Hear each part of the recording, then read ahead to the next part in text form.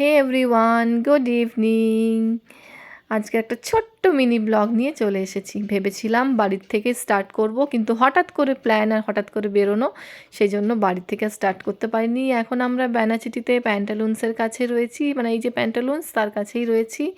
বাবায়ের এসেই খুব খিদে পেয়ে গেছে, তো সেই জন্য এখানে যে সব কাউন্টারগুলো থাকে, ফুড কাউন্টারগুলো, ওখানে আকাশ মোমো অর্ডার করেছে। কারণ তোমরা তো সবাই জানো বাবাইয়ের ফেভারিট হচ্ছে মোমো, তো সেই জন্য চিকেন স্টিমড মোমো অর্ডার করেছে। আর এখানে এই যে আমাদের শ্রীরানী, ওকে এখানে গাড়িতে চাপানো হয়েছে, এই যে গাড়িতে চেপে চেপে এখন এনজয় করছে। তারপর চলে এলাম দ্য আরতি মাল্টিপ্লেক্সে ক্রিউ দেখতে। আমার 3জন ফেভারিট হিরোইনের মুভি, কারিনা কাপুর, কৃতি সানন অ্যান্ড তাব্বু। তো দেখার ইচ্ছে ছিল আর হঠাৎ করে প্ল্যান হয়ে গেল, তো সেই জন্য আমরা এই যে মাল্টিপ্লেক্সে বাবাই মোমোটা খেয়ে নিল। আর তারপরে এই যে আমরা একদম টিকিট কেটে নিয়েছি, আর টিকিট কেটে এখন এই যে ওয়েট করছি। এখনও 5-10 মিনিট দেরি আছে মুভিটা। আমি জাস্ট স্ক্রিনটা যেটা মানে হোর্ডিংটা আমি খোঁজার চেষ্টা করছি কোথায়, তখন দেখলাম।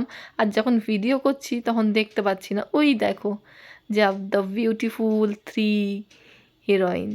তো চলো মুভিটা দেখি, জানাবো তোমাদেরকে অবশ্যই যে কেমন হলো মুভিটা, কতটা ভালো লাগলো। তাহলে তোমরাও নিজের সামনে যেসব মাল্টিপ্লেক্স মুভি হল আছে সেখানে যে অতি অবশ্যই দেখে আসবে।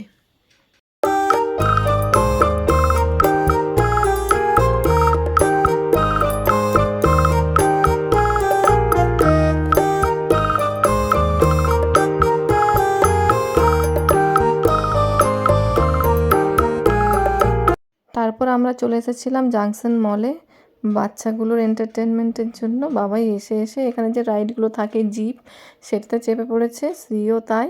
তো ভাই বোন মিলে এখানে চাপলো, একটু এনজয় করলো। আমরা একটু ফটো সেশন করলাম, একটু ঘুরলাম ফিরলাম, এই সবই বেশ ভালো লাগে।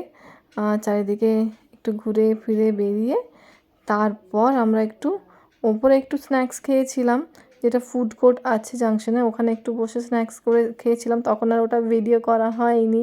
তারপর নিচে এসে বাবাই ওই দেখো আবার রাইডে চেপেছে। এখন বাজছে প্রায় 11টা, আর আমরা চলে এসেছি আমাদের ফেভারিট রেস্টুরেন্টে ডিনার করতে। এই যে দেখতেই পাচ্ছ নানা রকম খাবার অর্ডার করে হয়েছে।